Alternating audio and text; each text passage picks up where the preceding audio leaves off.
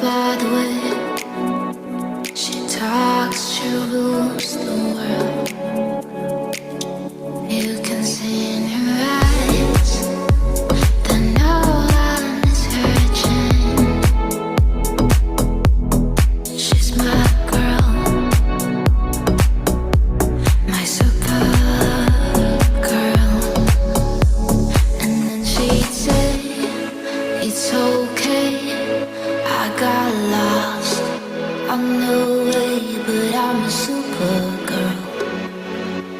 And supergirls don't cry.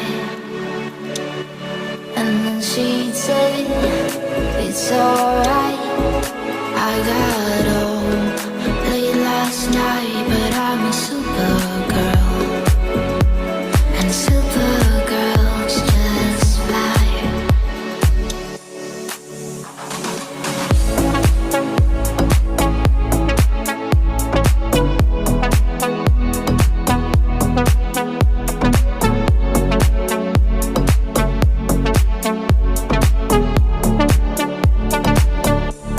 And then she'd say, and nothing can go wrong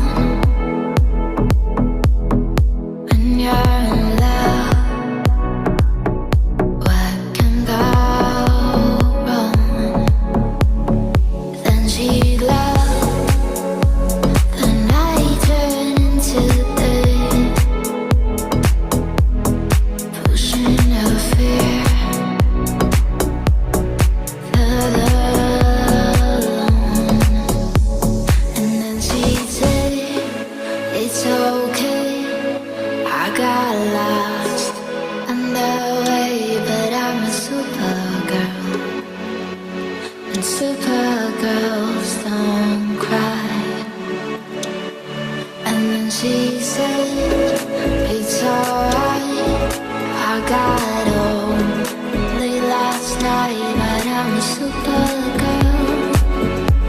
And supergirls just lie. But I'm a supergirl. A supergirl. She's sowing seeds, she's spelling trees. She's sowing seeds, she's spelling trees. Yeah, she's a supergirl.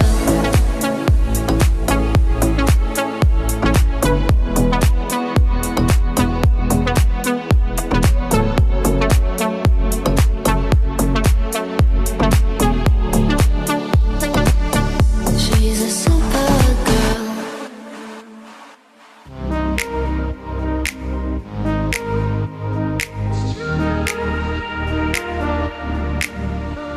I'm holding on your rope, got me 10 feet off the ground. I'm hearing what you say, but I just can't make a sound.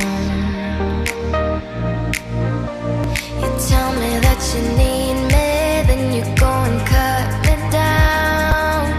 But wait, you tell me that you're sorry, didn't think I'd turn around and say that it's too late to apologize. It's too late. I said it's too late to apologize. It's too late.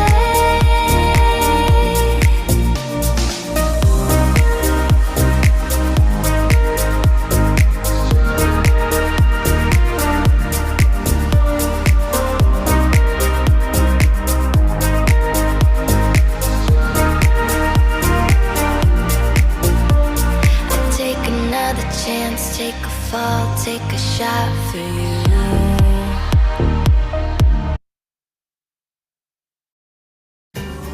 Centex customers can get affordable special financing offers through its affiliate Pulte Mortgage on new quick move-in homes, so you can move into your dream home faster. So stop dreaming and start building with Centex.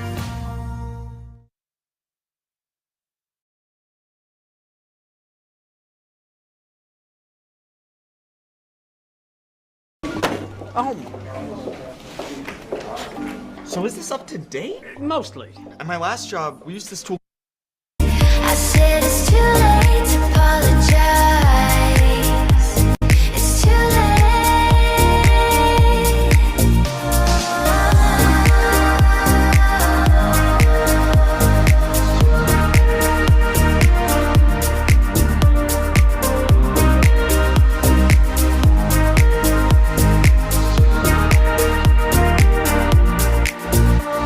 It's too late to apologize.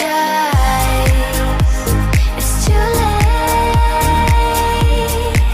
I said it's too late to apologize. It's too late.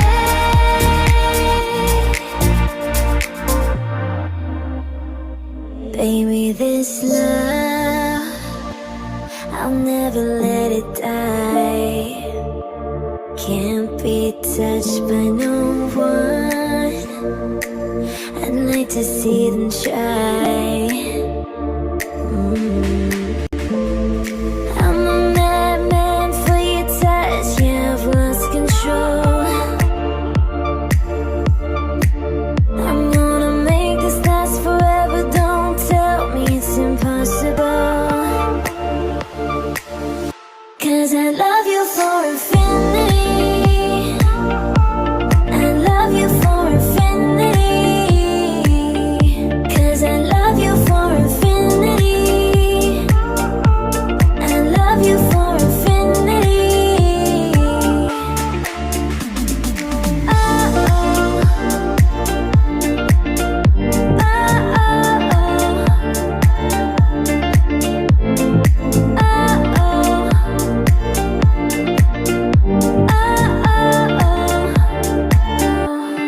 Oh, darling, my soul, you know it aches for yours, and you've been feeling this hole since you were born.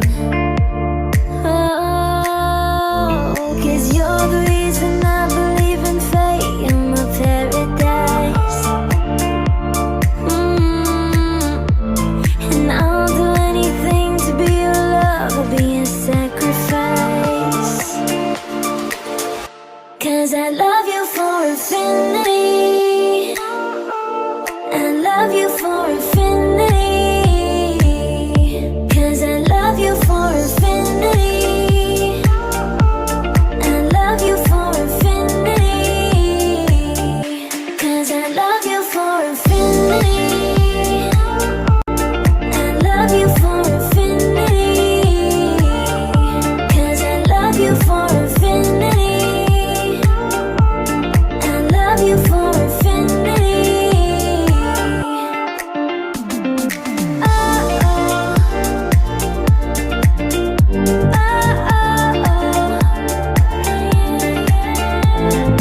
Oh,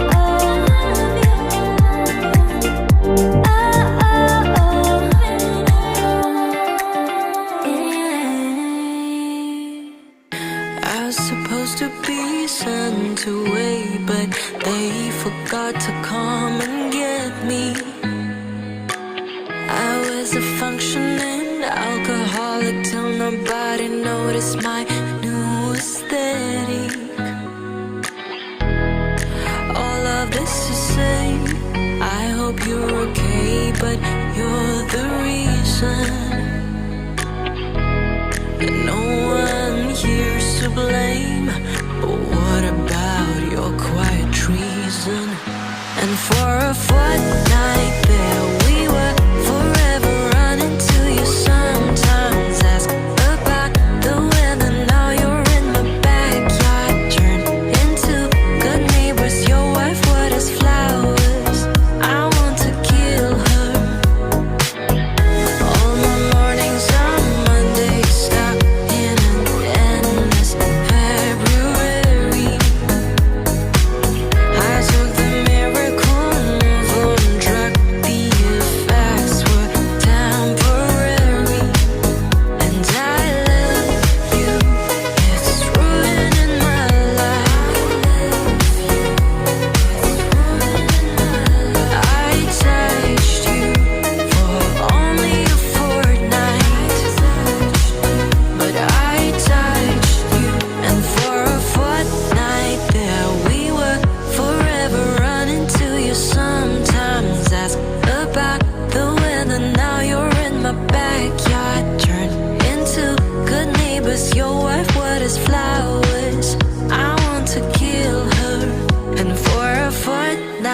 there we were together, running to you. Sometimes come undone. I swear now you're at the mailbox, turned into good neighbors. My husband is cheating. I want to kill him. I love you. It's ruining my life. I touched you for only a fortnight. I touched you. I love you. It's ruining my life. I touched you for only a fortnight. I touched you. Decision as I go to anywhere I flow. Sometimes I believe, at times I'm rational. I can go low. Today I got a million, tomorrow I don't know. Decision as I go to anywhere I flow. Sometimes I believe, at times I'm rational. I can fly high, I can go low. Today I got a million, tomorrow I don't know.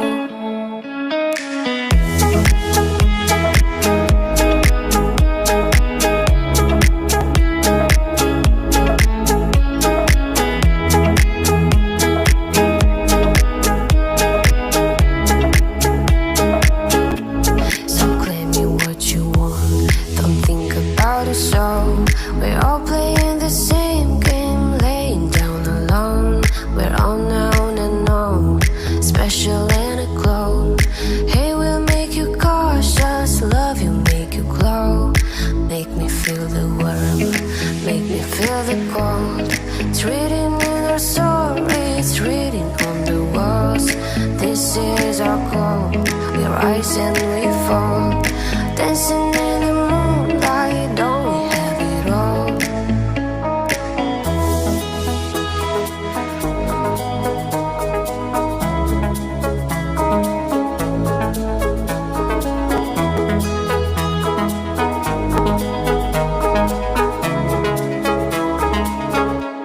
Decision as I go to anywhere I flow. Sometimes I believe, at times I'm rational. I can fly high, I can go low. Today I got a million, tomorrow I don't know. Decision as I go to anywhere I flow. Sometimes I believe, at times I'm rational. I can fly high, I can go low. Today I got a million, tomorrow I don't know.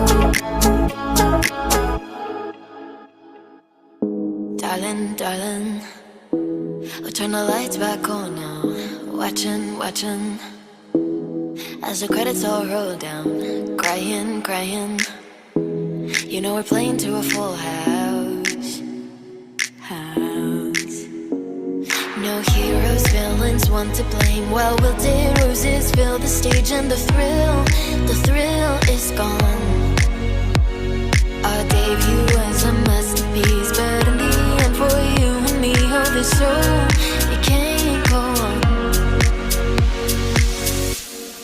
We used to have it all, but now's our curtain call. So hold for the applause. Oh, oh, oh, oh. Wave out to the crowd and take our final bow. Oh, it's our time to go, but at least we stole the show. At least we stole the show. At least we stole the show. At least we stole the show. At least we stole the show.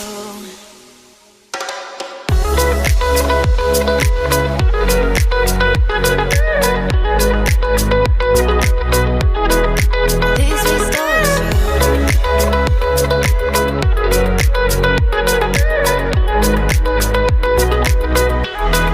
At least we stole the show.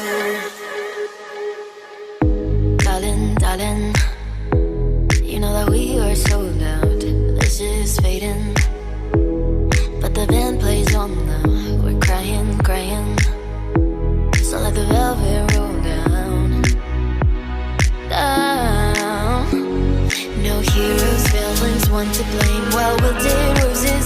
stage and the thrill is gone.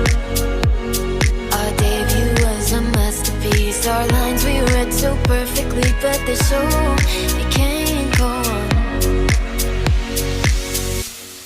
We used to have it all, but now's our curtain call. So hold for the applause. Oh, oh, oh, oh. Wave out to the crowd and take our final bow. Oh, it's our time to go, but at least we stole the show. At least we stole the show. At least we stole the show. At least we stole the show.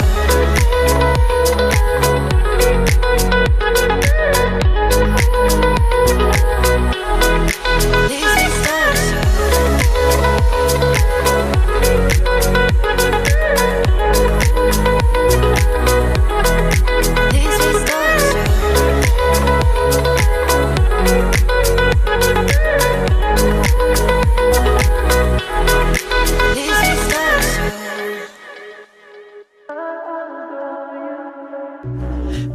Plenty more, but you're my hope for the night, oh. Give me more control, slow down for the night, oh.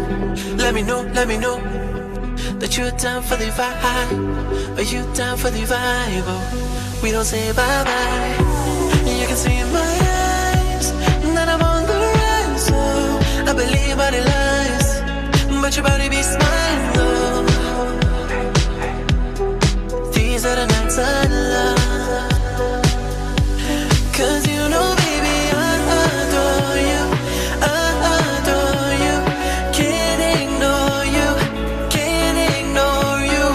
body, out of my soul in that, I'm out of control, I can't adore you,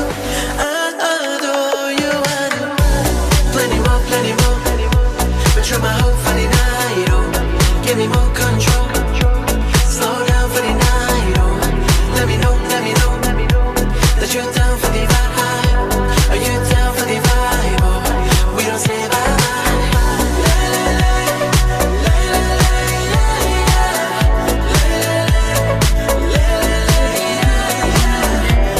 We'll be getting started very shortly.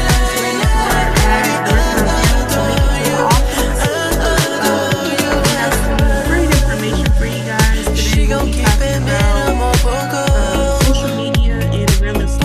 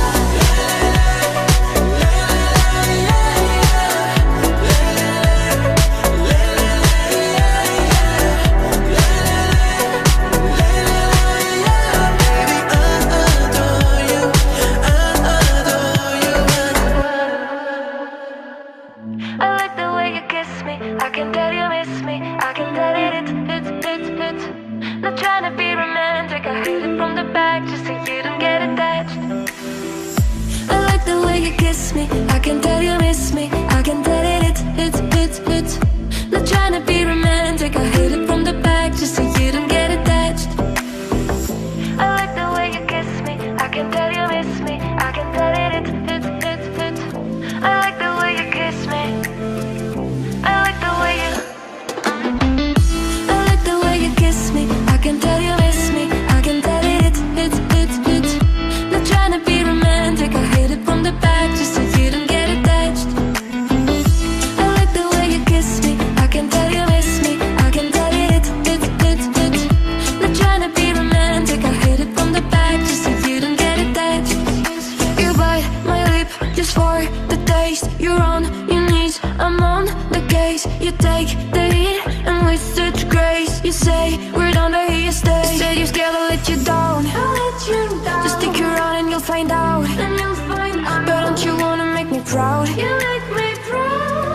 so proud, baby, I'm so proud of you.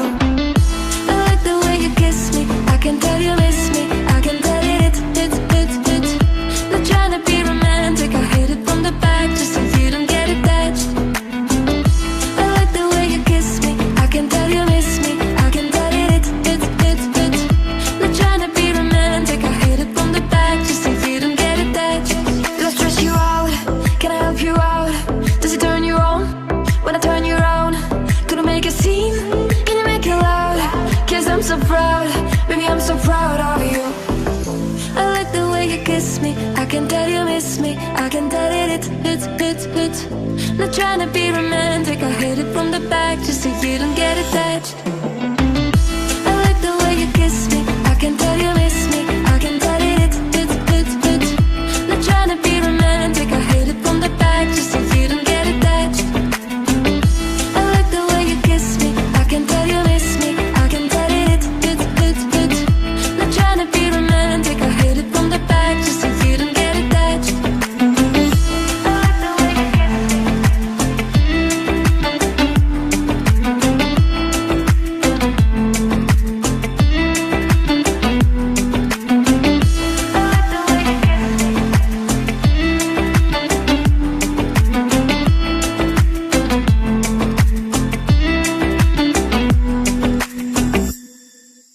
Spend 24 hours, I need more hours with you. You spent the weekend getting even, oh. We spent the late nights making things right between us. But now it's all good, babe.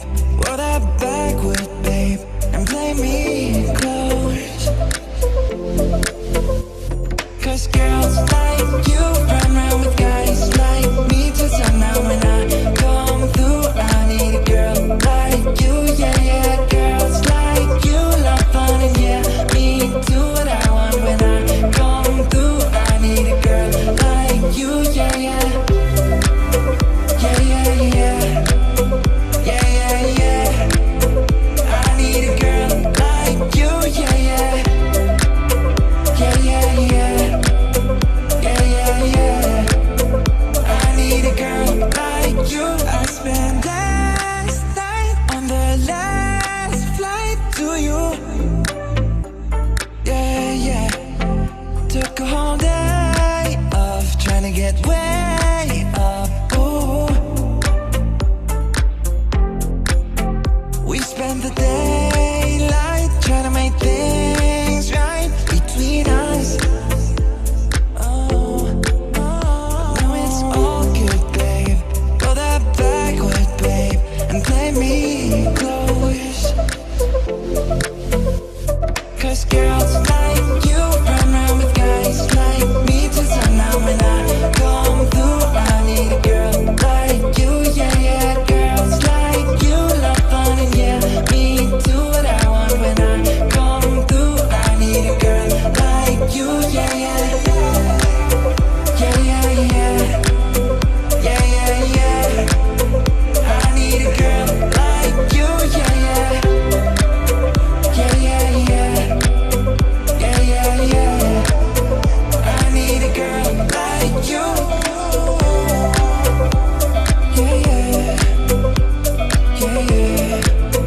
I need a girl like you, yeah, yeah. Oh,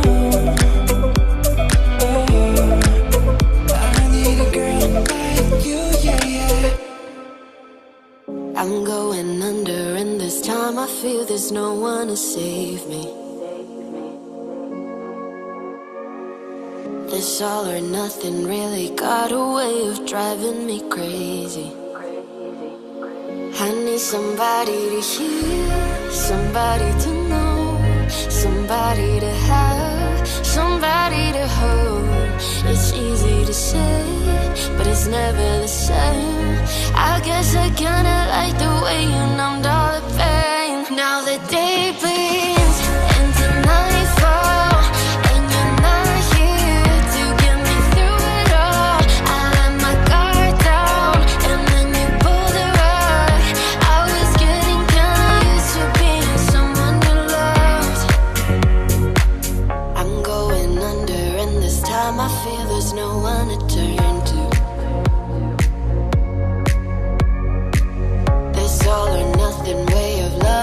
got me sleeping without you. Now I need somebody to know, somebody to hear, somebody to have, just to know how it feels. It's easy to say, but it's never the same. I guess I kinda like the way you helped me escape. Now the day bleeds into nightfall, and you're not here to get me through it all. I let my guard down, and then you pulled the rug.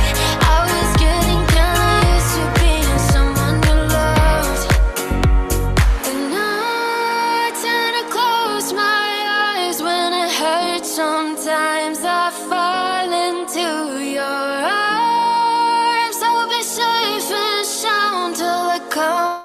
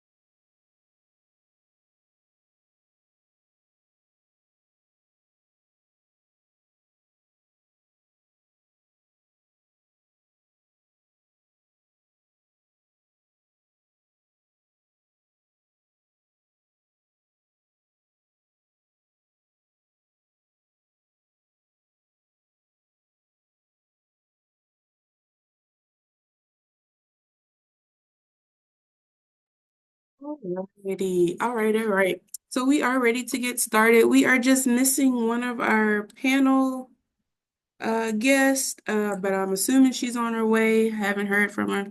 But we do have other ones here today. I just want to take a few minutes just to introduce who we have for you today.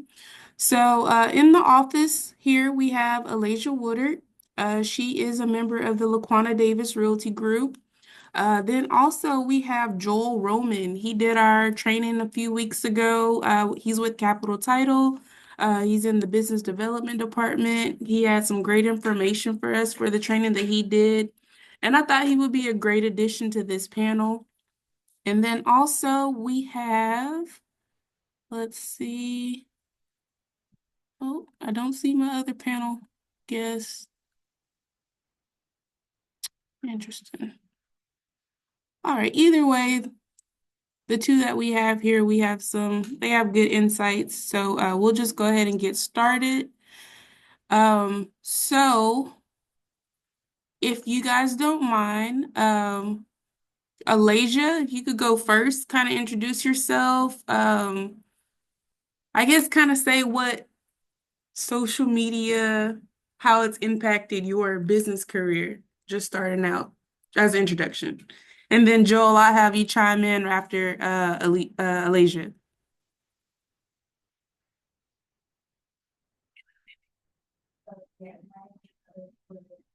I'm with Shay, and I'm with the Laquana Davis Realty Group.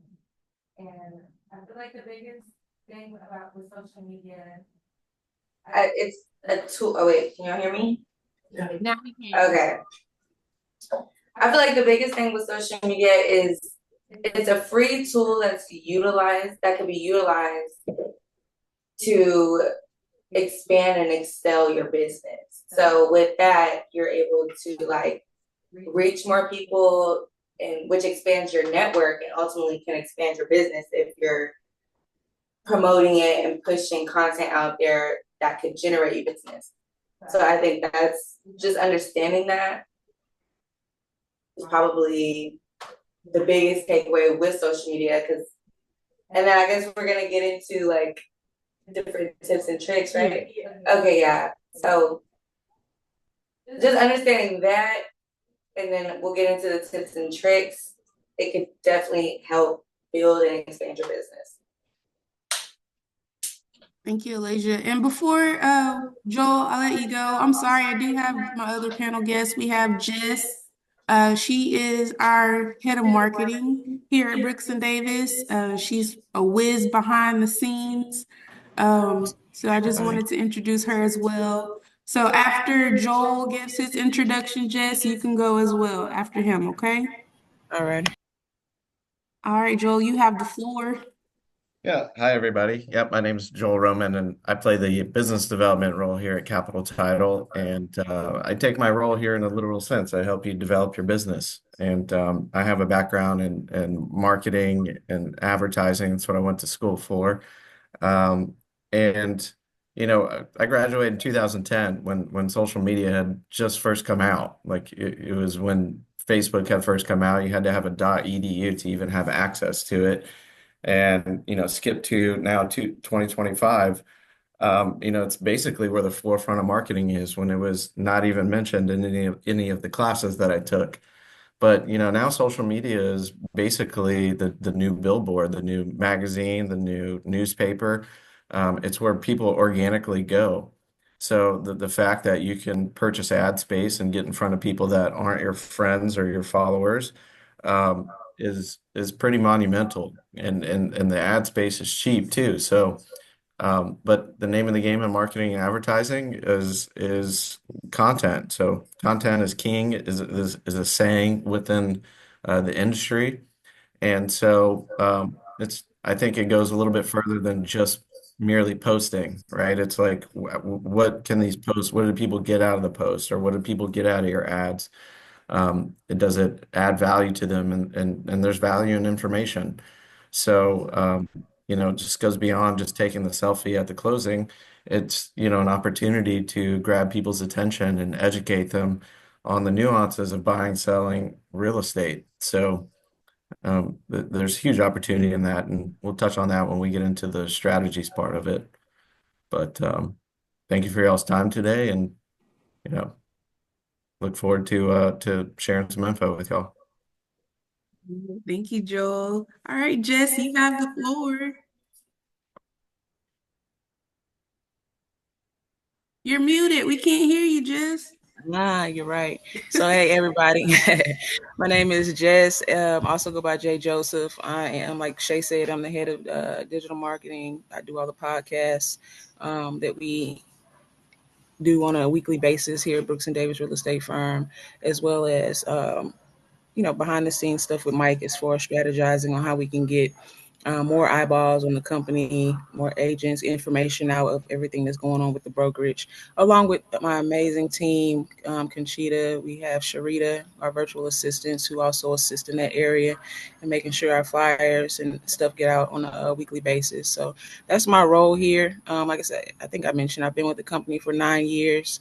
I love it. I started off as a realtor, still licensed, but I found my passion behind the scenes as far as helping the brokers grow.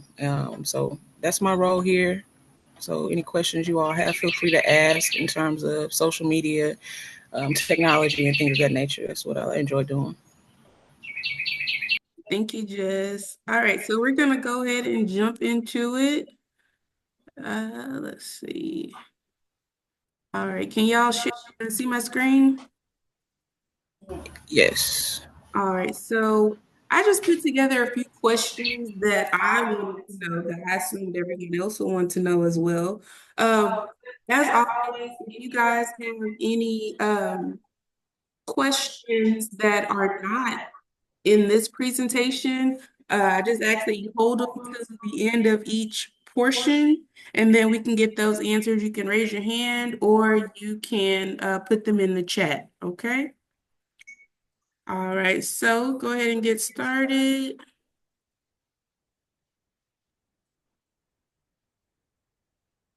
All right, so let's jump into lead generation and business growth. So the question that I have here is, many agents struggle with generating consistent leads online. What are some social media strategies that, our panel that you've seen work for attracting qualified buyers or sellers?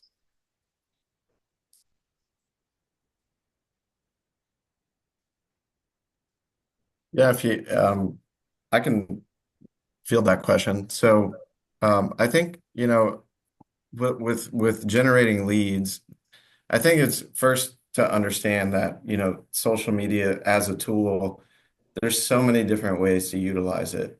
So, the daily posting is one thing, the advertisement is another, but you could literally go and just like DM people, right? Like there's a million different ways that you could go and utilize social media, join groups, chime in, leave comments, but I feel like what is the most undervalued thing is the advertisements. And I have if you're a part of the class that I did, I always refer to a funnel. And if you're not marketing it with a funnel strategy, then you're kind of just shooting in the dark and hoping this works, right? I'm trying to share my screen here, but it says I need.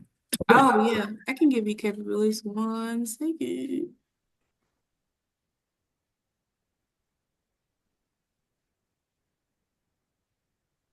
All right, go ahead, Joel. Okay, perfect. So let me pull it up here.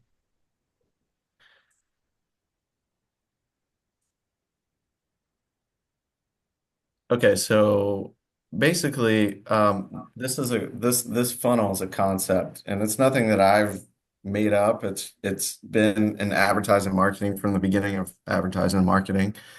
But usually, when you see lead generation for agents, it's them taking a closing picture, maybe doing an open house video, and they simply just say, "Hey, call me." And the ad that I mean that post is considered an ad, right? Whether you paid for it or not, like it's a form of advertising. And when you're just saying, "Hey, I'm a real estate agent. Here's my phone number. Call me." Think of like that person. All the stars have to align. The timing. Is it are they buying or selling at the moment? Was there something in that post that captured their attention for them to stop what they're doing and actually like pick up the phone and call you or DM you? Most of the time people are, first off, they make decisions when it's their own decision. And people now research things more than ever now with ChatGPT and, the Geminis and all the other chatbots out there. And, and so when you're advertising and you're just saying, "Hey, call me," it's a one-dimensional ad. I mean, the ad stops right here if we're looking at the funnel. Like basically, you're just asking people to call you off of this post that don't know who you are. And you need to build credibility with them. You need to let them know that you know what you're talking about. And at the end of the day, like you're selling this service and you need to convey the value of your service through information. So that ad, if you look at it from a big picture and you segue it into more information, send it to some valuable content, a blog, a video, podcast, answering people's questions. Basically, you're trying to beat them to ChatGPT or Google to go ask their questions. If you can package that with some content and answer their questions before they even know they have it, then that's a strategy that wins. And it's not just me saying that. Like this concept has been used from every business and everybody that successfully advertises online. There are services that you can pay to help you set these funnels up. But basically, to explain this funnel, you have a list of people with ads, and that would be your post or your ad that you would pay for, and then it would link to more information. I mean, the same way these postcards is a form of ad, this QR code link will link to more information, this green layer here. And so basically you want that your content to live within your domain. So whether that's your page or whether that's your website, you're getting traffic to whatever it is that's your branded sandbox, where now you're educating them. And now there's a value exchange between you and the consumer. So now you just posting, the consumer doesn't really get anything out of that unless they like that particular house or they just like your face. Then they're going to call you from that, right? But, consistency is key in advertising and marketing. And there's mechanisms within Meta social media to where you could track traffic coming from an ad or a post coming to your website. And once that happens, then there's the retargeting mechanism where we're consistently getting in front of the same people. And at the end of that piece of content, you're going to have call to actions to call you, to email you, but also what they would call a lead magnet, something at the end that you're giving away for free to where they need to input their information to get. And then in essence, you capture a lead. But what you don't see here is there's also a lead nurturing system that you need to create, because once you have a lead, all a lead is a one-way communication. Whenever it starts a conversation, then they're considered a contact. But even then, you're still not making money. You got to convert that contact to actual money. And that's where your CRMs and everything else take over to have other content to drip on those people to stay consistent and create brand awareness and brand recognition with these people. So I would say, like, if you're not using this concept, then you're kind of just shooting in the dark and hoping for the best with no strategy. And the best marketing actually has a game plan and a strategy where we can find a benchmark to what was successful, and then we can analyze why was that successful? Was it timing? Was it what we said? Was it how we said it? And then duplicate it. And the thing that you have to consider too is consumer behavior is constantly changing. The one-dimensional ads where you could like send and say, "Hey, I'm your neighborhood realtor, call me," used to work, and now they don't work, right? So you have to acquiesce with what consumers want too. And usually it's more than just a closing picture or an open house video. And so, I mean, that's just my 2 cents on, generating leads and using the social media to do that. All right, thank you, Joe. You kind of segued us into my next question, which is how to turn likes and followers into actual clients. Our other panel guest did just join us. Her name is Salita. Salita, you want to introduce yourself for the people really quick?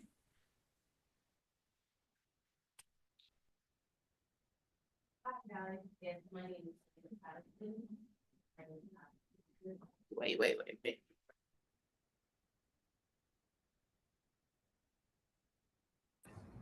Okay. Hi, guys. My name is Salita Patterson.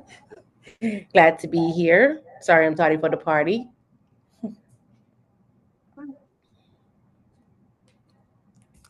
Oh, so we were going into the Or am I second question? start talking? Yeah, we Okay. Okay.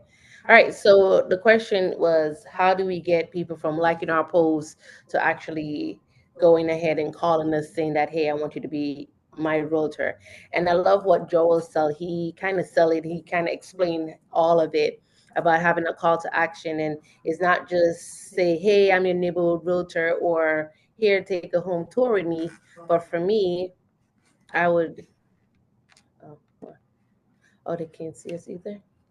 No, they can see you there. Oh, but- got it. This is better. Got it. There we go. Okay, yes. So for me, it's more of, yes, you're doing a call to action, but one thing I would always say is to give value. The content that you're making and you put it out there, make sure it's something of substance, that you're teaching them something and you're showing them that you are the expert. So not just here's a home tour, but kind of do a special type of home tour. Like, hey guys, do you know, let's do a home tour of a home before we decide to put it on the market, and a home tour of after we put it on the market, showing how to declutter, how to kind of, what are we going to focus on? The kitchen, the primary bedroom, the primary bath. Those are like mainly the three focus area that I would focus on when I'm doing any kind of home tour, but just showing how to declutter and how to prepare yourself, getting a listing, and after you get the listing, and just market yourself as the expert, showing real good substance video where people gonna be like, oh my goodness, I love how she showed how to get my house ready. Another big one is for first time sellers. You know, a lot of people are first time home buyer, but are we tapping into first time home sellers to show them like, hey, I know now you outgrow this first home. Let's get your second home and let's get you prepared to go ahead and list that second home. And I'm talking about listing because now a lot of agents are looking on how to be a listing agent and how to really dominate that market. But for you to do that, you have to show something of substance when you go out there and make these videos and just highlight that you are the expert in anything you do. And yes, funny video is good, but what kind of consumers are you attracting when you do those funny videos? If depending on the consumer you're attracted, you need to make videos for that consumer. So that's just my pointer for now. Yeah, and I wanted to piggyback off of what you said as well, because even on like the buyer side, when you have people who are interested in looking in the market, having those tools like QR codes or just links that will send your consumer to like another phase or level of like receiving information or whatever, maybe you're able to capture their information. So now you can do follow-ups. I've learned that that's a big tool as well. Like from a simple picture or a post that they liked online, I was able to get their name, number, email, possibly where they're currently staying, and other information about them, to where it's like, okay, I can keep following up and nurture that relationship to, in the future, the goal is to convert them into an actual client. And let's talk about follow-up. That is the major one right here. A lot of us realtors, we sold them one home, but then we don't really follow up with them throughout the years. Or you meet somebody at an open house, they give you your contact information, but we don't follow up because not everybody you meet is ready to purchase. They're not always a hot deal, right? So you have to make sure you follow up, put them in your CRM, kind of schedule either like a weekly, 2 weeks, monthly, whatever it is, but follow up is the key. Mhm. And if you could kind of have a good system to do your follow up, yeah, you'd be good on that one. Yeah. Thank you. Jess, did you want to chime in as well? I mean, you guys really pretty much covered a lot of it. With Joel, giving us the technical and I'm not going to say more advanced, but ultimately that's where you want to be. You want to be able to create that funnel and have it working for you really almost just automatic to the point where you really don't even have to be hands-on with it. And so that's what that funnel can offer you. And as far as the content is concerned, definitely like you all mentioned, the content, the value that you provide to your audience is very important. So I would encourage everybody to really learn about the programs that are out there, learn about some of those exclusive things that, whether it's in a home community, the deals that they're offering, they want to know that stuff. So when you can give them those details, or they can get this percentage off, or they can get this much for off their down payment, or that, hey, just like we had on our podcast the other day, Keith Webster, and he'll be coming down to Houston to share about a program, a rent-to-own program, but it offers something that we haven't seen in the market. So when it comes to rent-to-own, so as far as the equity that the home buyer can actually, get immediately, and you can give that information before anyone else, like you say, put you in a place like you're an expert. So you definitely want to educate yourself as much as possible, create that marketing piece, get your funnel together, and just really nurture those leads, those people that are in your system for sure. Well, that's all I have to say. I mean, everyone pretty much, covered it there. Yeah, that was good. Thank you. So we'll move on to our next question, which is actually about content creation and the struggles. Okay. So my question is, what do you, uh-oh, which one are y'all seeing? There we go. What advice do you have for agents who don't know what to post or feel like they're running out of content ideas? Man, we are in a copy and paste world. So I say duplicate. When you see something working, maybe even for other agents, see how it is that you can make it your own. People like to do business with people that they know, like, and trust. So really show your personality, show that you're informed. Find that content that really speaks to people, and find your own little way to make it special to you. That's one thing I could say. I mean, there's several ways. I'll let someone else chime in. Yeah, I'll say, like, if you're running out of ideas, you really don't have to go far. to find inspiration and to copy and paste. I mean, right now we're on the consumer side of HAR. If you go all the way down to Real Insight here under the resources, there's ideas for days. I mean, here's 5 featured articles for the week, or for and they constantly update new blog articles here.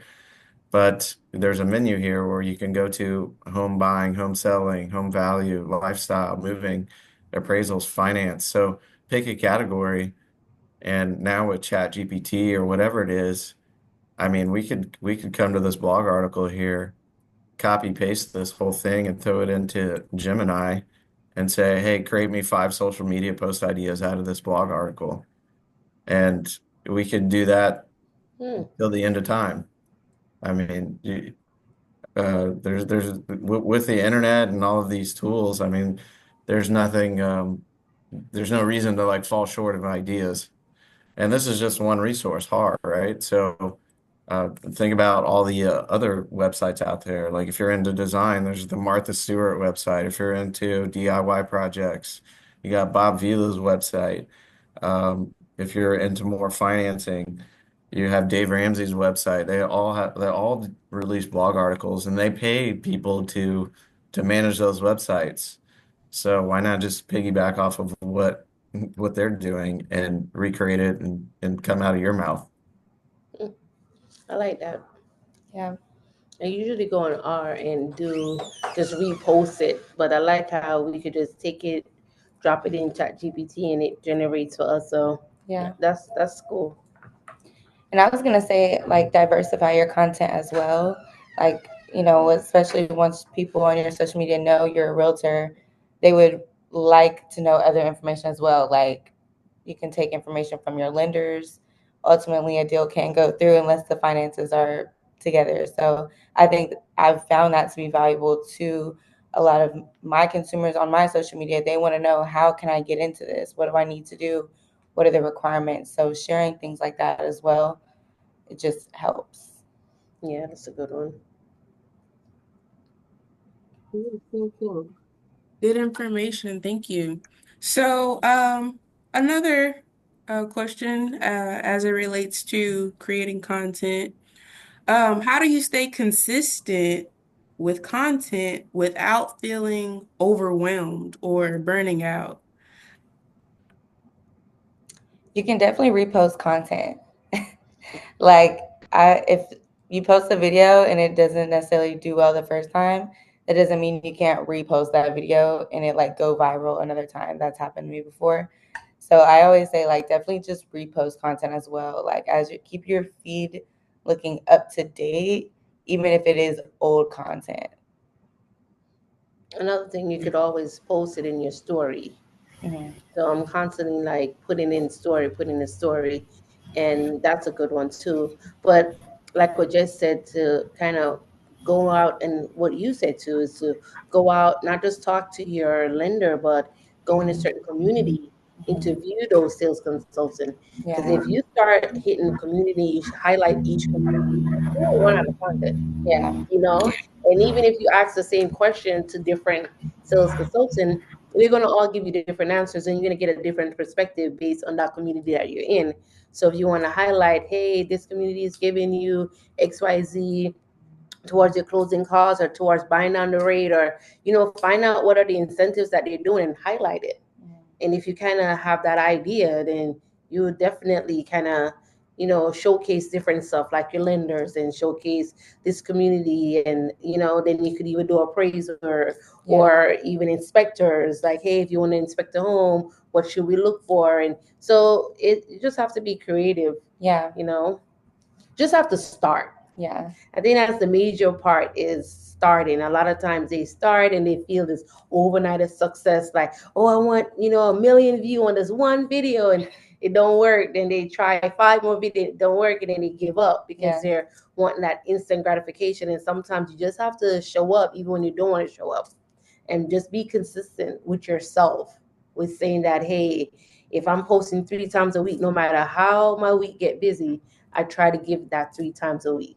And you can schedule posts as well. Yes. Like, I know on like Facebook, Instagram, you can have things scheduled out. So even if you input in your schedule like one day that I'm just gonna gather my content, organize it, you can have it being pushed out for you, like, Yeah. and you're just going about your life. Yeah. Yeah, that's all I was gonna. That was what I was gonna say as far as use the tools and resources that are available to you. So yeah, I mean, right in the systems they have it, but you also have other tools that will generate the content for you.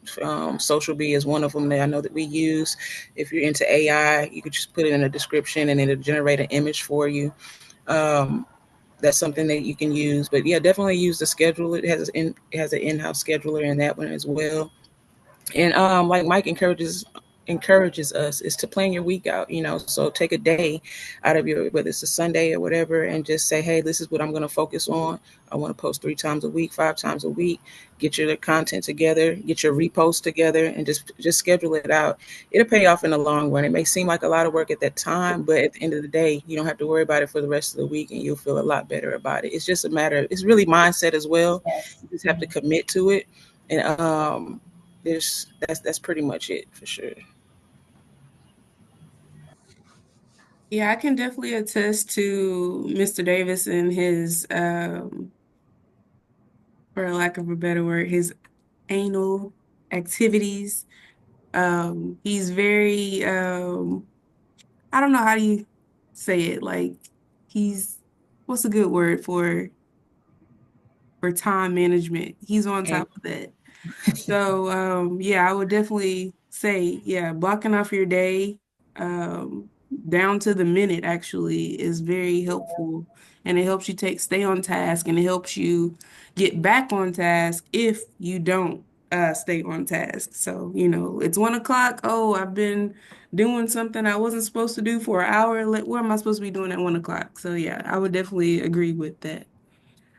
So let's move on to the next question. We're gonna focus on authenticity and branding. So my question is, a lot of agents feel pressure to be perfect on social media. How important is authenticity, and how can agents show up as themselves while still being professional?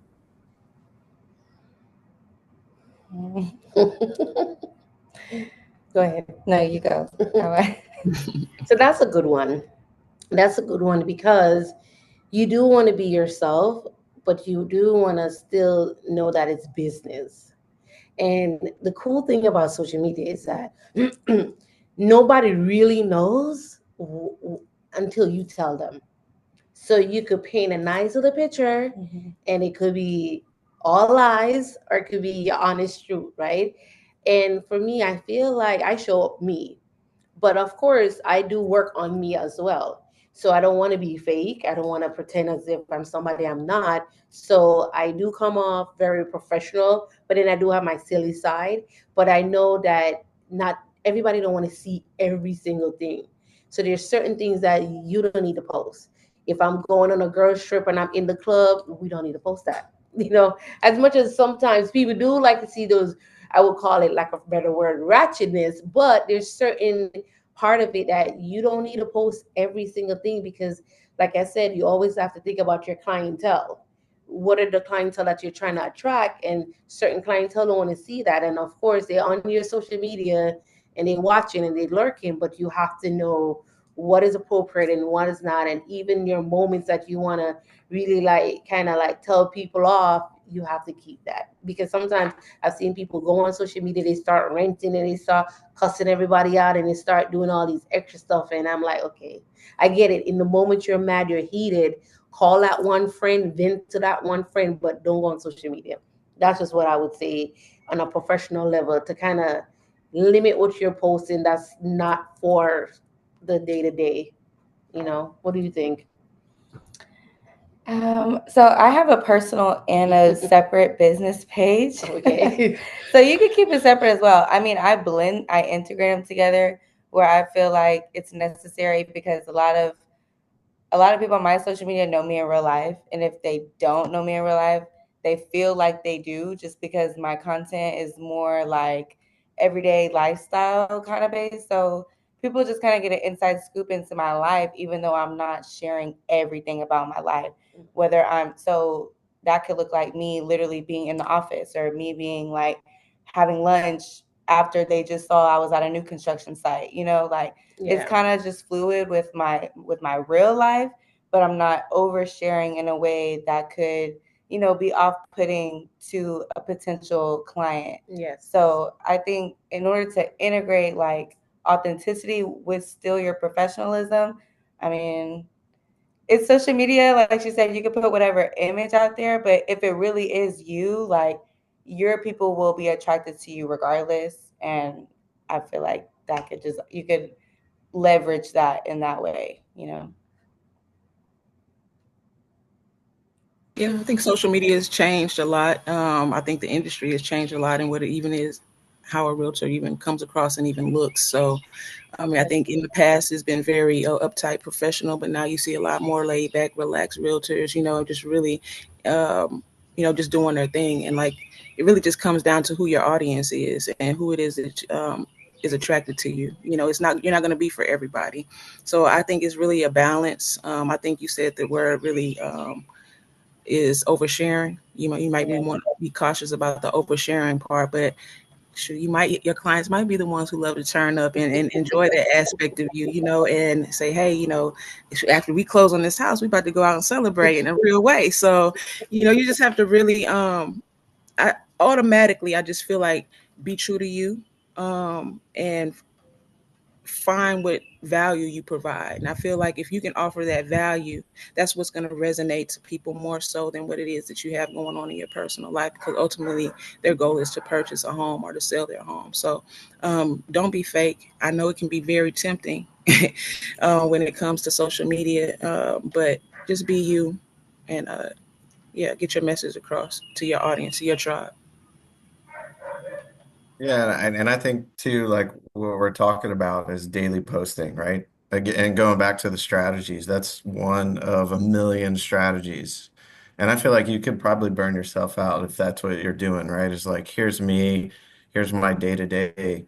But and y'all touch on this, like you're framing this situation however you want it. So if you want to invite people in and be as personal as you want with them, to me, I don't really think that moves houses. I think like, and this isn't just my opinion, but the most people that are successful with social media come from an education angle. So it's not even, hey, this is what I'm eating for lunch, or hey, this is me turning up in the club. It's like the content is almost like not even about you. It's about the consumer. It's what are they getting out of it? And I think if you kind of remove yourself and say, hey, this isn't for me, this is for you, and that's the sort of the mentality that you have when you go into creating content. I think that's what works the best. And then it because this is your profession and these people don't know who you are. And I think you attract the wrong clientele if you're like, oh, I like Casa Azul. That's what I'm gonna pick this agent because they drink luxury tequila. I don't think that's what it is. I think it's hey, I'm gonna pick this agent because I've learned X, Y, and Z from them through their content, and obviously they know more than I do about selling and buying real estate.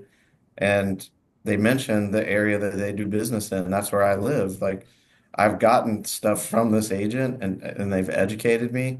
So, education is the strongest angle because if somebody learns from you and they're consistently learning from you, why would they just go open up the yellow pages and go pick another realtor that they don't know if they don't know that they know what they're talking about? So I think your authenticity and your character can come through. I mean, that's like where magic happens is like education. And if you're funny and entertaining, and when those things meet, then that's a superstar. But not everybody's a superstar, right? But if you have a couple of those elements, then I think then that also resonates with people. And editing is a lot of that. Like if you're creating educational content and you're not editing what you're doing and even self-editing, like, hey, maybe this is redundant what I'm saying and I'm going in circles. Like, let's cut this. I think we could say like these two things. and cut out 30 seconds of this video, like being conscious of people's time. Because if you know that you have a split second after you grab their attention to keep it.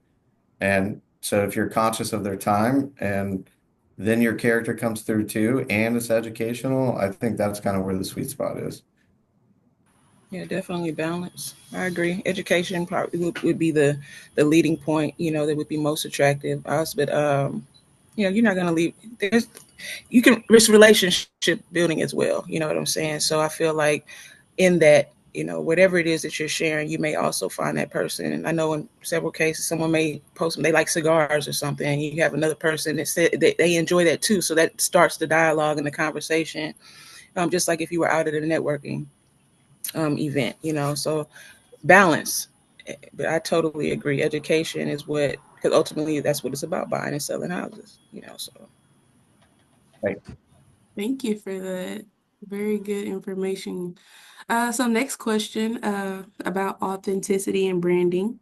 What's one way an agent can build a strong personal brand even if they're new or not tech savvy? Any easy go-tos? AI. AI. Yeah, AI I mean, rules the you world right you now, could right? literally feed it all those details, right? Like this is who I am, this is what I like. Um, like create me, how do I get started creating this strong brand? Give me some taglines. Um, give me what is my mission statement like, and then that'll kind of give you an idea of what direction like you want to take your brand. AI is like your new personal assistant. Right. I use chat every day and I make sure that I'm nice to them too. I say thank you. Yeah. All right, Alicia, Salida, did y'all want to chime in on that one or move on to the next question? Well, I like the AI, and then for editing, I always gonna tell people to try CapCut. You get a bunch of templates, or you pick a few that you really like, and you just consistently brand yourself with these templates and just showing that you're the expert. And over time, it will come.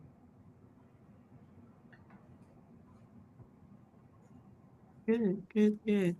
All right, so let's move on to the next segment. Does anybody have any questions before we move on? I do. So when I run ads on social media, I notice the post after the video that I ran an ad on, I lose views. On the next 2 or 3 posts, I lose a lot of views. Is there a way around this, or how can I avoid that? Because it's annoying. It's almost like I have to keep paying for ads. Like I have to boost every single post. So I do have a question about is paying for ads a good thing to do? But if you guys want No, to go ahead and answer it, answer her question, no? Yeah, I mean, I've never noticed that when running ads, like my viewership goes down off of organic posts.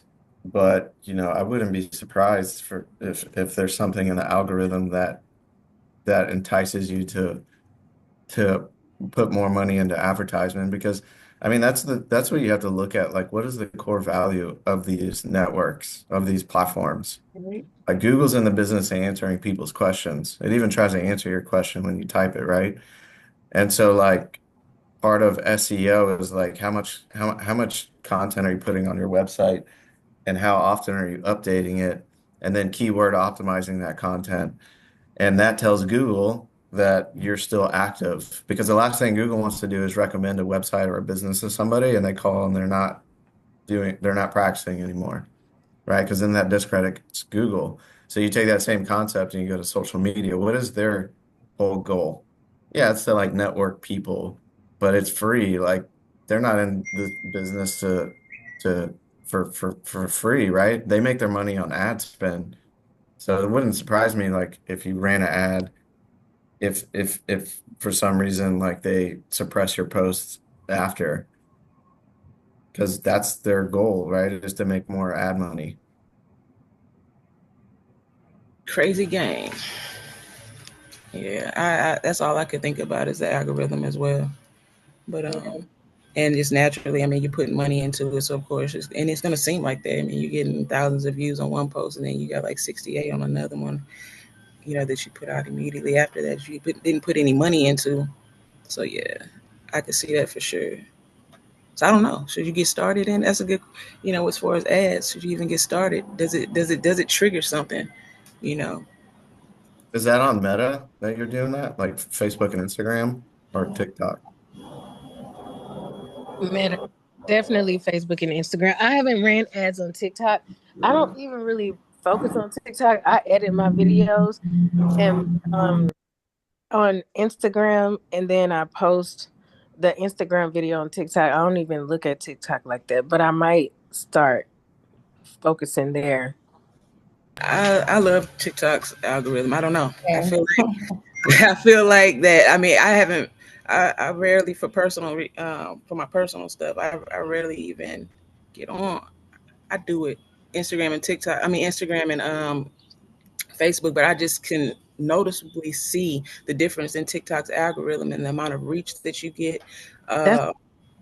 Not even having to put ads. Of course, they push it, but yeah.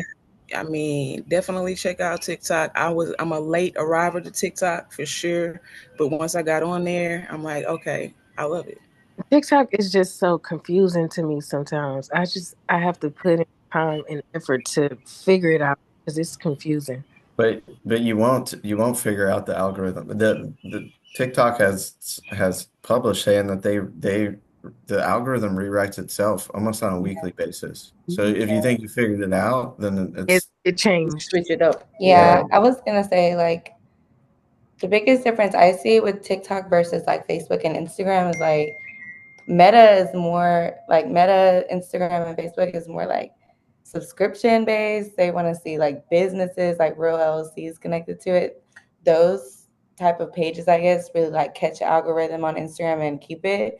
But they are paying for ads. Like, I mean, that's just my own observation. Versus TikTok, you can kind of freelance your content, integrate more of just like your personality, and it'll catch trends because I feel like TikTok has a wider range of algorithms to catch on to. Yeah, and it'll allow you to be more organic. Yeah, and it'll push your content. Like, I've gained hundreds, close to thousands of followers on TikTok in one post. Those followers then start seeing my content. It can just go from there. Yeah, for sure. I definitely agree, and I think they push with the engagement. Like even when you're commenting back, or if you're liking, and I mean that really pushes your content out as well. So I haven't noticed that though with Meta. So when you run the ad, are you saying like the following post, or is it the same post? No, the following post, and even with the post that I'm running the ads on, it's not even reaching as many people that it said it would reach. It'll give me a reach range like 2,000 to 5,000 people, and it reached like 1,800. I'm like, I need my money back. Yeah, I mean, I was just on Gemini and I put that whole scenario in, and it was saying that it's saying that the shifting focus once a post has been allocated to ad spend, Meta's algorithm might categorize it different, and it might prioritize showing the paid version to your target audience while reducing the organic visibility of your existing followers. So, I mean, that theory that we were just talking about may be true. And then it goes on to say, like, some marketers believe that even though Meta denies it, that the platform might subtly decrease organic reach on its posts after advertising. Have good content. The people need to see, and Meta is hating on me. Get on TikTok, girl. Try it out. So maybe just repost it without the boost. Well, it's like what she's saying. I've already paid for a lot of ads because, like, when I post a flyer about open house, I'll boost that. Or if I post something about interest rates going down, or a funny video that I really liked, I'll boost videos like that. Or or talking about distressed properties, I boost stuff like that. So I've boosted a lot of videos. So now I think it's just I kind of messed up my own algorithm. Now it wants you to pay for everything. Now I got to pay for everything. So when you boost and you get the views, are you getting people to follow? Are you getting, more I'm starting followers? to notice like on the foreclosure videos, I do get people DMing me, asking more questions. I get more interaction on those videos, but open house posts, never again. I'm not doing it. Okay. Have you closed a deal from all these boosts that you have done? I have a house on the market now, but in Atlanta for a distressed property. Yeah. And you have that person from a post that you've done. Yep. Oh, Hmm. that's so, hey, at least it pays for itself then. Yeah, and I I've had I've had two people reach out to me. One of them is we're stopping the foreclosure right now so that I can list the house. And Okay. then another guy, he was in communication with me, but he disappeared. I don't know what that's about. But it's good that you can recognize what your strong Yeah. content is. I mean, it's Yeah. important to do your metrics and things of that nature so that you see what's working because everything's not going to Mhm. work. So if you notice that, and it's good that you catch it early. Open houses is not what your audience is attracted to. So your audience is being built around those who want those distressed Yep. properties, foreclosure Hmm. investors, and things of that nature. So with boosting, then focus on content that is geared towards that, and then hold back on some of the other stuffs and find test it out. But I mean, Yeah. because that's a part of ads as well as you're testing, Yeah. um, Yeah. working with your Also, like audience. maybe it would help too, like if you just had another business page dedicated from where you send your ads from, and then Mm, just keep your other that's a good page one. He knows organic. it. I gotta Just pay him. keeping your other page for your organic post. Yeah.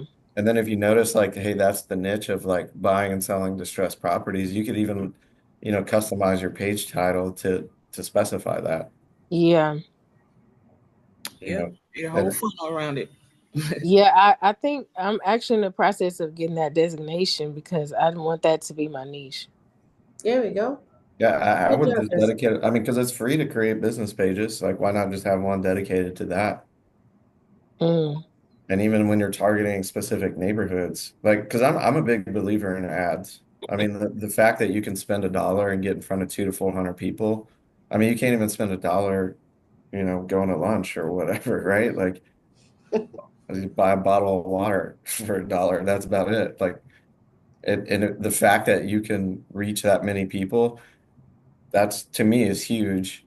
But if you have a strategy, right? If it's just like, hey, here's my post for my closing, I wouldn't necessarily boost that. But if you have intentions of like sending them down your funnel, then it's very cheap audience. Like the fact that you could just spend $1 a day every day, like it's pretty crazy. I feel like it's undervalued actually. And then the fact that like you have Remind, platform within your HAR membership, and then you can build custom audiences of advertisements to those Hmm. people using those data points. I mean, that to me is a no-brainer too. I mean, like where they live, you have their contact information. Like now we need to focus on like what does your ad say? How do we stop them from scrolling and look at our ad and learn more and Yeah. and send them down your funnel and see if you have like your Facebook pixel set up to where that funnel takes them to a landing page on your website or I think even HAR now on your members website will allow you to connect your pixel. And if for those who don't know what that is, all it is a tracking mechanism. It's code that goes on that page so they can identify the Who users is that it? left Meta and came to that page. Hmm. And it's not even if they don't fill out a form or anything, it's not going to tell you who they are, but you can set up on your next ad campaign and say, "Hey, I want to retarget everybody that's visited my web page." Because, usually people aren't taking action off the first post. It's usually consistency. Yeah. That person sees your post, multiple times. So, I kind of went into answering your questions, is ads worth it or not? To me, I think it's well worth it. Yeah. I love the idea of getting that page, that business page. That's what's up. Yeah, maybe you'll notice like, hey, maybe if you just send ads, like send it from a different page than your business page that you normally post to. Okay, thanks, yo. Like I'm taking that down for myself. Writing Right. notes. All good information. So let's move on to video and reels. So we all know video is dominating right now. But for agents who are camera shy, like myself, how do you suggest they ease into using video in their marketing? Or is that something that you would even suggest? Joe said it. AI. AI, yeah. AI. I mean, we use it here. It's catching up. I believe that in the future, for sure, AI is going to come to the point where you really can't tell, and there may be some out there that you really can't. I just haven't found them particularly yet. But as far as getting the information out, it serves its purpose. And then you don't even have to use like an avatar. I'm speaking of an avatar, but then you can even do text for type of videos as well. So play around with the tools, but definitely look, AI is definitely an option. People are making money and getting a lot of information, and I'm sure getting clients based off of faceless YouTube pages, faceless video content, things of that nature, all across social media. So, and I'm definitely one of those people who doesn't like necessarily be on camera. So yeah, find a good avatar tool, or just start doing text, but just make it entertaining in some way or provide good information. Okay. Yeah, and And I was even gonna say, voiceovers as well. Yes. I know on Instagram, like it's a very aesthetic type of platform. They like to see the nice visuals, so you can do faceless content that will perform well on Instagram, but still have that like personal factor of like using your voice and stuff. So, and then people are into ASMR and all of that as well. So, Yeah, I like that, the voiceover. Thank you. yeah, So, oh, I was just gonna piggyback one last thing on the AI, like I think if y'all were on the last call I did, I showed y'all HeyGen, which I think the person mentioned that like you can build an avatar of yourself and then upload scripts into there. And they've done a few updates to where it is becoming better, and it is a learning model. So the more 2-minute learner videos you put in there, it's going to learn your cadence and mannerisms too. So, and the 2-minute videos that you shoot to upload into the AI, it matters. Like if you're timid and you're like are like kind of shy in your video, it's going to mimic that. But if you just go and you create the 2-minute videos and you talk about something that's easy for you to recall, or like, if you like working out, take me through a workout. Like if you like cooking, like take me through your favorite recipe. Like it's going to show in that you're more comfortable talking about that, and then it's going to mimic that tonality. But then you can like also, cover up a lot of the imperfections, or even like I'll just show this video I'm working on right now. Let's see.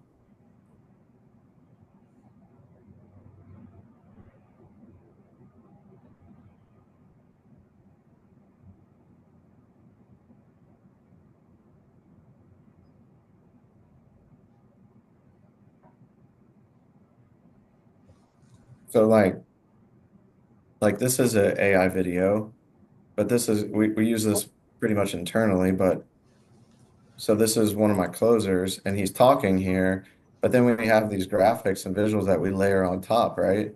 And it's going to be scattered throughout the video.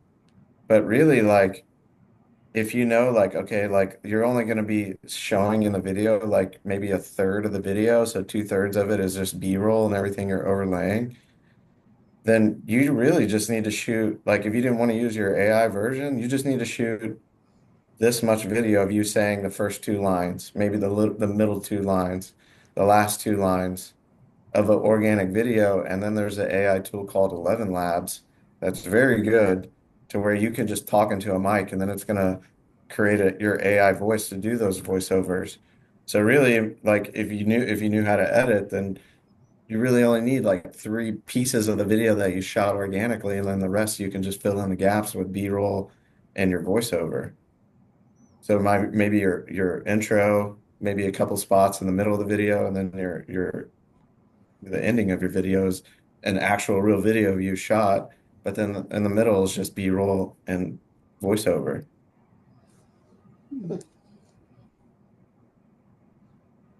And that was generated on AI.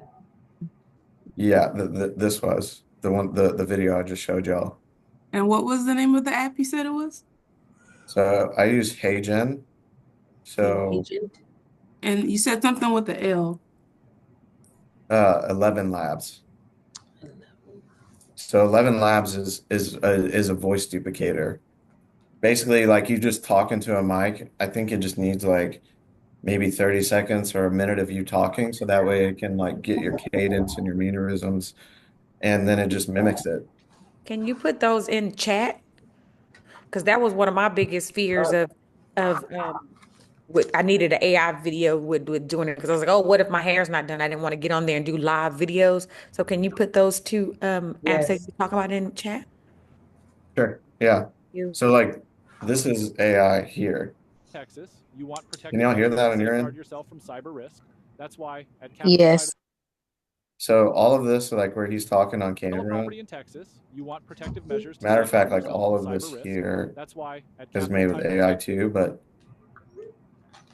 Texas, we use Closing Lock, backed by 2.5 so this is million AI. coverage, trusted by industry The real version of this video was him standing behind our title company wearing, these clothes. It's just he talked for 2 minutes about I just like, hey, take me through your Wednesday. He's like, I went to Starbucks, I went this route to work, I have a cat at home, I drive a red car, or whatever it is. And he just needed to talk for 2 minutes, and then we take that 2-minute video, upload it into HeyGen, and then it creates an AI double of them.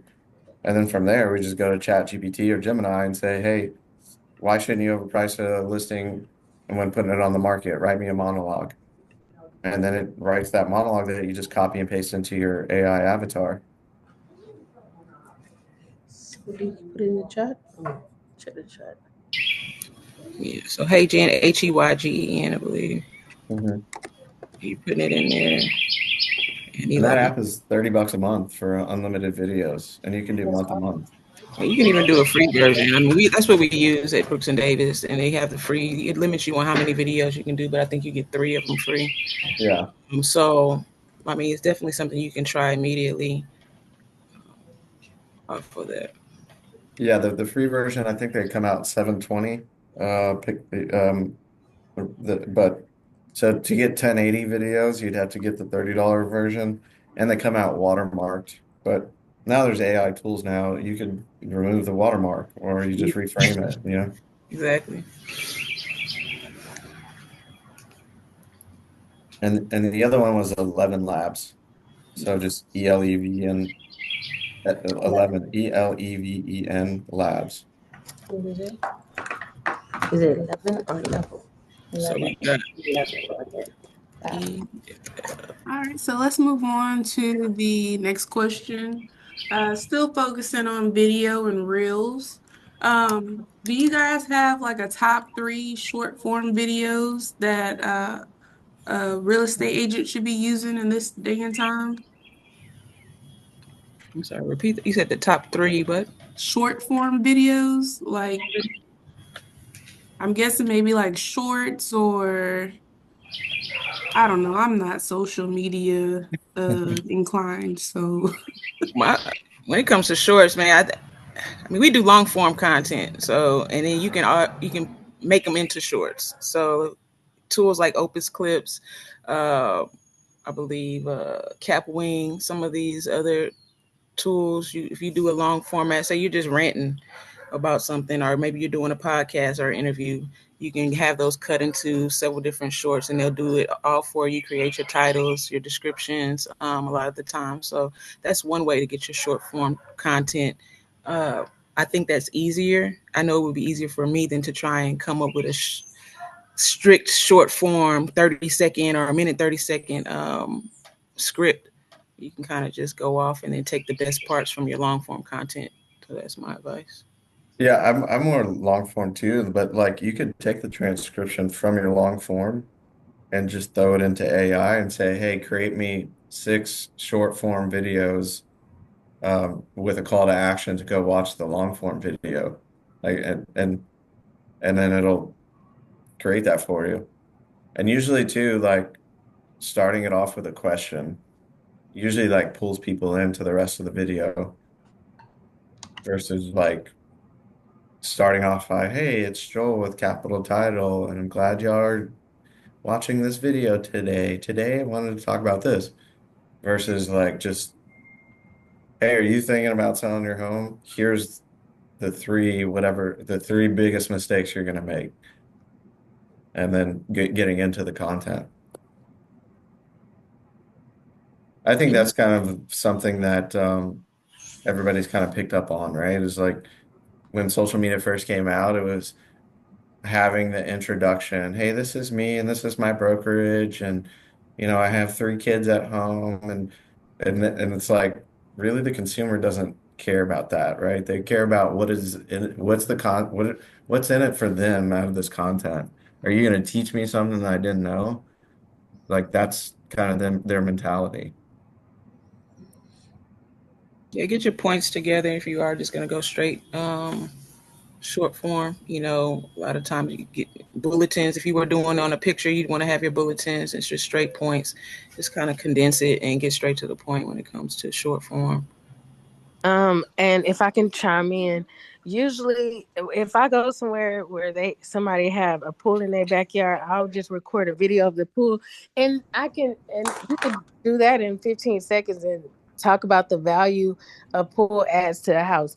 You pass up a house with solar panels, record the solar panels on their roof, talk about the value solar panels add, how they add, create a second link, talk about, you can do that with the Tesla or the EV ports on the house, and just like random things that add value or take away value from a house. If you own a house or in a house close to a golf course, talk about how a golf course can or may not add value to a home. It's things like that. Good stuff. It's really good. Really, everything can be used for content. You'd be surprised. So she made really point on that. Like even if you don't use it right away, man, just start taking pictures and stuff, taking videos, short little videos or something like that. You can turn it into something for sure.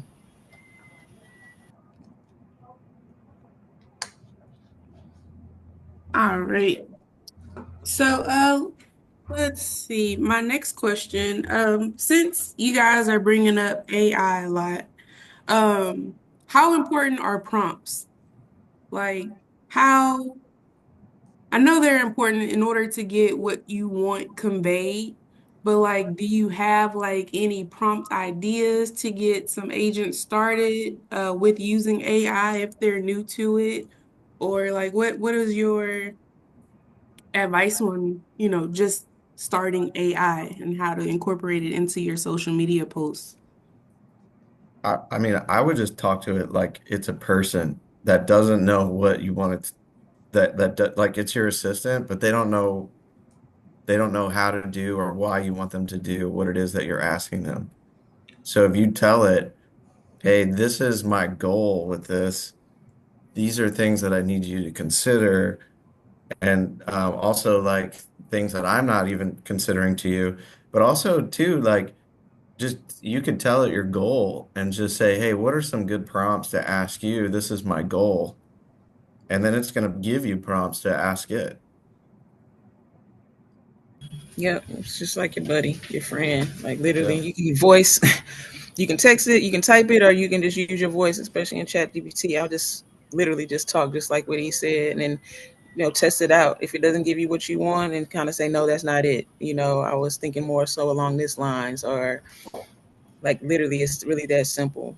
Yeah, it'll learn you, like he said, in the past. It'll learn what it is you want. It does have like a memory setting in there, so even some of your past chats that you've done, it'll take information from that and just compile and build on it, and so forth. So And if you spit a prompt out and it gives you something and you're like, man, that's not what I'm looking for, give it the feedback.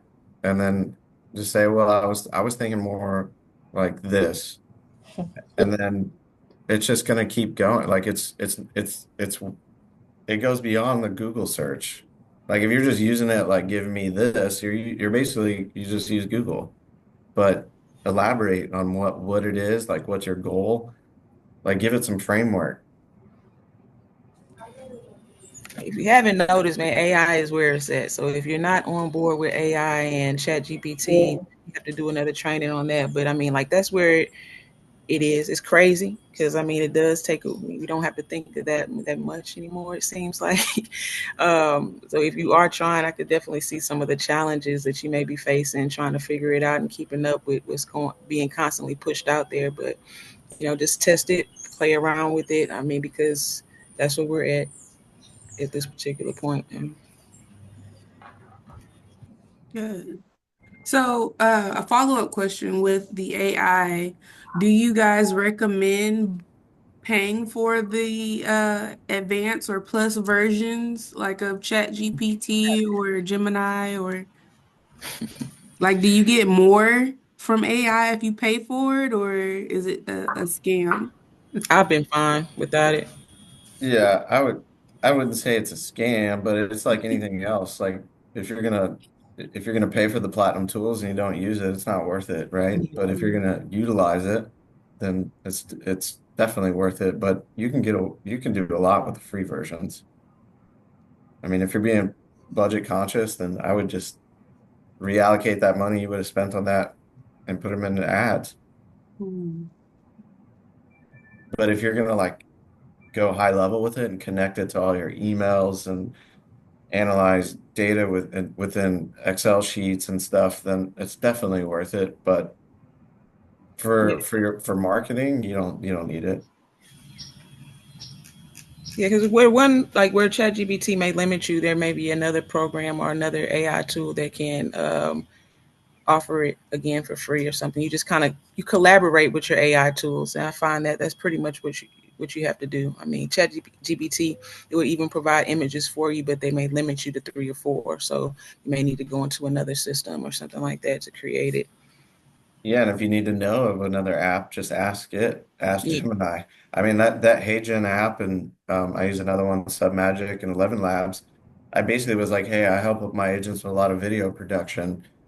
Give me some AI tools that'll help me be more time effective. And then it just spits out a bunch of tools and you just go and explore them. So we have a question in the chat. Is there a difference I'm guessing is there a difference between AI and ChatGPT? Yeah. ChatGPT is AI, but there's so many other tools that fall under it. So you have, I mean, just depending on what you're doing. I mean, he mentioned 11 Labs, that's AI. HeyGen, that's AI. Suno, if you're doing music, that's AI. It's just like there's these different tools that are fall under the AI bracket umbrella. Yeah, like ChatGPT is a chatbot that's AI, right? The HeyGen is a video AI tool. 11 Labs is for voice. Suno is for music, right? Like there's AI, there's that, and that's what you're going to see over the next few years is there's going to be a big explosion of AI apps because now you don't even know how to like you could create an app not even knowing how to code. You could just ask it to give you code. And then even if you didn't know what to do with code, you'd be like, I don't know what to do with this code. It'll walk you through step by step. Hmm.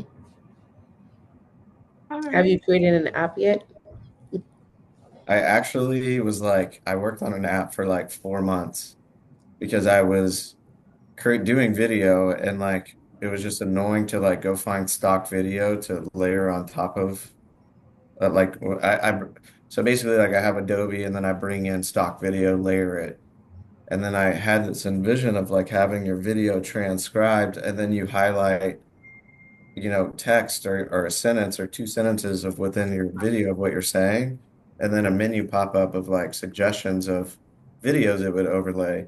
And I was actually talking with AI and saying, "Hey, is there an AI tool that does this?" And its response was, here's some tools that do something similar, but not exactly that. That would be a good app to create. And so I was like, oh shit, help me develop this app.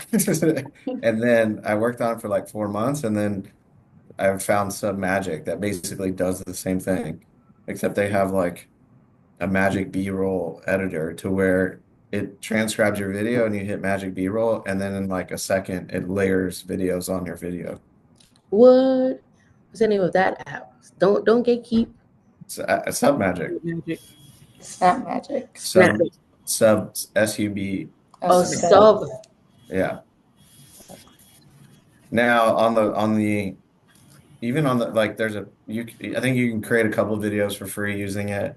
And then even on their $20 month version, the stock videos are just okay. But if you pay for the premium, you get way better stock video. So How much is the premium a month? I think it's like 30 something a month. Like, so the entry level one I think is like 19, and then you can pay an extra to get premium videos. Nice. It all depends on how much you work. You use it, how much you work, and how much patience you have Right. when it comes to AI, I believe. And if you do a lot of video editing yourself, it's definitely well worth it, because otherwise you're like sourcing the B-roll, you're going to your timeline, you're like cutting it, and it's a huge time saver. Good. So, let's move on. So we've talked about content, we talked about making videos and reels. So, I want to kind of transition into algorithms and ads and visibility. We did touch on it briefly, but I guess my main question, so is it really worth paying for ads when you're posting all these videos and your social media content? Is that a good way to get seen? I mean, I think I mentioned earlier, I think it's well worth it. And I'll show y'all a strategy, and then I'm sorry I have to jump off at 1:30, but I'll be quick. But there, like y'all are familiar with Remind, correct? Yes. So Remind is basically just like a data source. And let me see, what page are y'all seeing right now? Gemini. Okay. So within your ads manager, like I'm sure y'all are aware, like you can target people, by interest and behavior. So if they're searching on Zillow, if they're looking at mortgage calculators, if they're looking at moving companies, those are categories of what Meta puts people in, that you can target those people with your advertisements.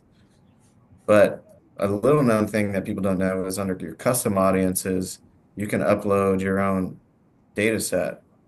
So you can go to Remind and download neighborhoods of phone numbers, emails, names, addresses, and then you can come into your ads manager.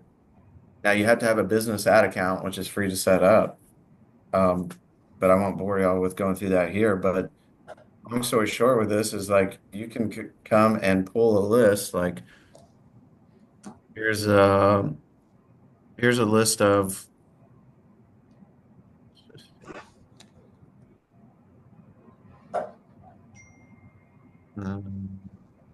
Sienna mediums and highs. So I went into Sienna Plantation, and we pulled everybody that was a medium to highly likely to sell in the future.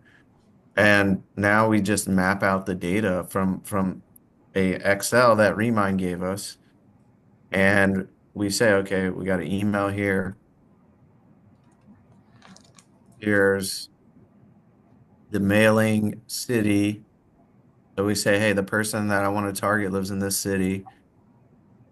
The person I want to target lives in this state.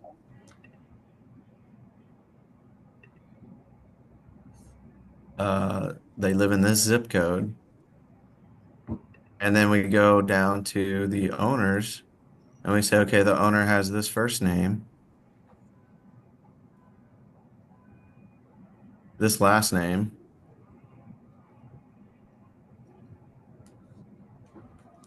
and this phone number. And I'm going to say import create, and this is going to upload everybody that these 356 people that were in this Excel into my ads manager, and I can pay to deliver ads to these people, and I know where they live. So, like, imagine what I would say in my ad. Hey, live in Siena. Um, get the total fees of selling your house, including HOA fees. And then they hit learn more on that video. And then now here's a video of you explaining the fees to sell plus the HOA fees and the crazy foundation and transfer fee they have. But then you end it with saying, hey, everything's a negotiation. That's why you should partner with an agent that's familiar with this neighborhood and will negotiate those fees for the buyer to pay it or whatever it is. But that to me is like that's that's huge. Like no other time in history have we had to be able to do targeted ads like this using softwares that y'all have through HAR and platforms like Meta to then target people knowing exactly where they live and their situation on them likely to sell or not. And then it becomes, what's your content? Like, what are you putting in front of them? Is it just a post of you at a closing with holding a key, or is it like educational and that actually entices them to click on learn more and get education from you? Yeah, this Remind, when you introduced it, all the capabilities, like it is a game changer. Like it's making being a real estate agent very easy. Well, at least, you have a targeted audience that you can, directly market yourself to. I think that's amazing. Yeah. So, I mean, I would say like I would say it doesn't make it easy because there's still the lead nurturing aspect to it, right? But right, but then it definitely gives you direction on the focus of what your content should look like. absolutely. Absolutely. So, before we wrap things up, do any of our panel guests have a story that you can share or a real example of how social media has directly led to a closing, a referral, or just an amazing opportunity for one of you?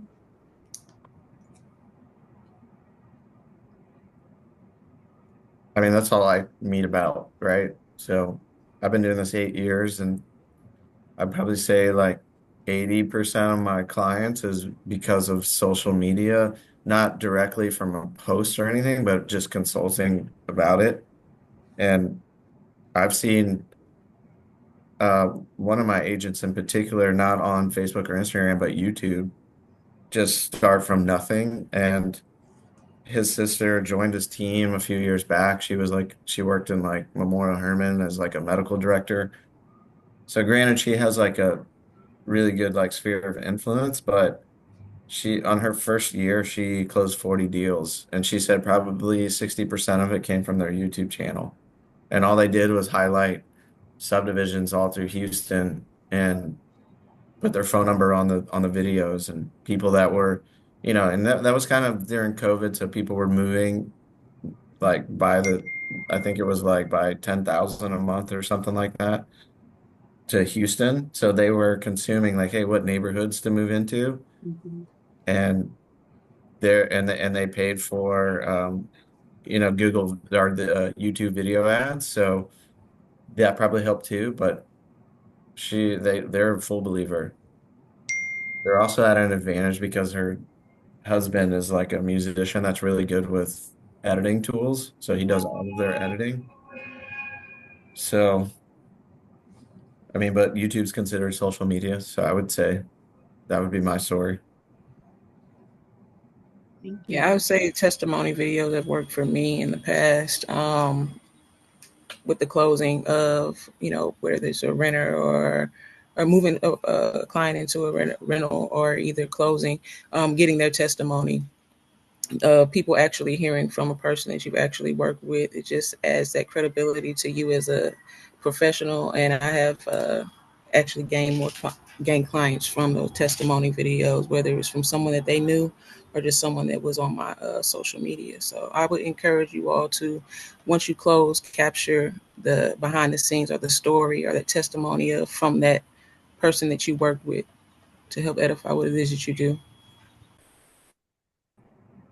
You just Alasia, Salida. So definitely I've gotten a few deals from just people watching my social media that's within my sphere, but just seeing me pop up all the time. And they reach out and be like, hey, I had 2 listings from it and 2 buyers actually. So it works from that aspect. Also from just doing videos, someone from Johnson Development decided to hire me to be her social media manager. So I was able to really enhance my skills on doing social media and stuff like that. So sometimes you never know who's watching you. So like I said, just be consistent, show up. Even days when you don't feel like showing up, just show up. You'd be surprised how just getting started, and as you get started, you learn what's for you, what's not for you. Make notes, pivot when you need to. If something that's working, just you could continue doing it, but just go with what works, and like I always gonna say, show up.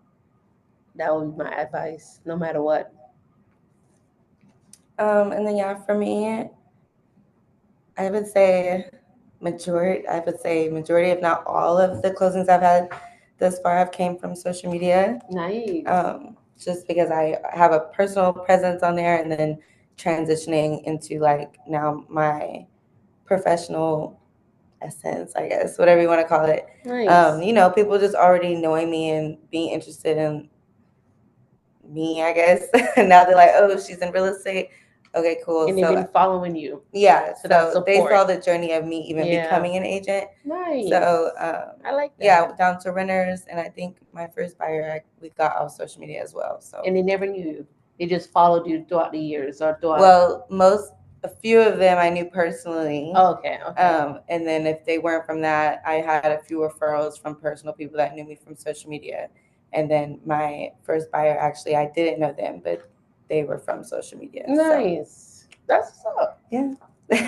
Really So awesome. I haven't had anybody who I never knew or never met before, but like you said, like friends of friends who seen me in social, like, Yeah. hey, I've seen your video, I have someone for you, or refer me out, or they see me, but we are friends. Yeah. But the social media do help continue that being that presence. You don't have to keep calling them because they see your video. So- Exactly. Or even, okay, just another little tip, like be active on your social media, like with my friends post, or even if we're not super close personally, engagement, if you're yeah. like a social media friend of mine, I'm like commenting on your Yes. page, I'm sliding up on your story, like I Yes. want them to recognize me in their notifications as well. Yeah. It's just another way to always stay Give them top of mind. support. Yeah. And then you'll catch their algorithm, like Yes. they'll always see your story post. Whenever you post, you'll be on their feed.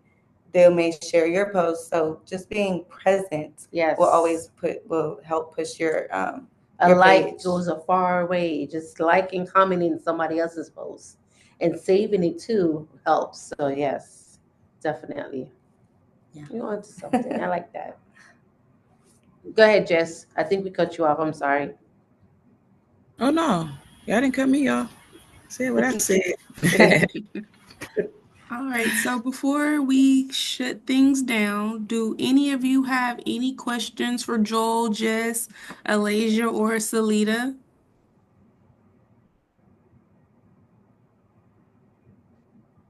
No, I just want to say thank you guys. It was very informative. Good, Great. good. I agree. I think this was a good panel.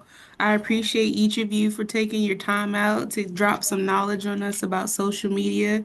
If you guys could do me a favor, can y'all put y'all's @ for social media in the chat? People are asking.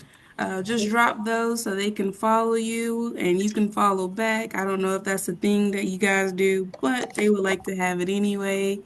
And again, thank you, Joel, Jess, Alasia, Salida. I really wanted to touch on this because I'm interested in social media myself, but I am a little scared. But knowing that pretty much AI is the go-to, I will definitely try to use that myself, Don't be to scared, try to Shay. make my social media presence bigger. Yeah, that's Um, awesome. I'm Brooks and Davis, so connect Anything as far as my socials, I mean, I have my personal stuff. I mainly focus on music. My personal stuff when it comes to business is Brooks and Davis. So if you're following Brooks and Davis, you're following me, man. And ours is Capital Title Sugarland. So we have a marketing department, but we post videos I got you right here. time to time. But if y'all liked what y'all heard, this is all I do is consult with people about advertising, marketing, even direct mail, setting up your CRMs, your email marketing. That's how I grow my business at Capital Title. So if you ever wanted to work together or schedule a one-on-one meeting, I don't get paid to do this. I get paid when you close with my title company. So if you could be reciprocal with that, that'd be awesome. And I'm sure Shay will provide our contact information after. But I'm sorry, I have to jump off. No worries. Thank you, Joel. Enjoy your day. Yeah, it was nice talking with y'all. Have a good one, man. And again, so that wraps up this training, guys. I appreciate y'all for joining. Y'all enjoy the rest of y'all's day. We'll see y'all next time. All right, everyone stay blessed. Much love.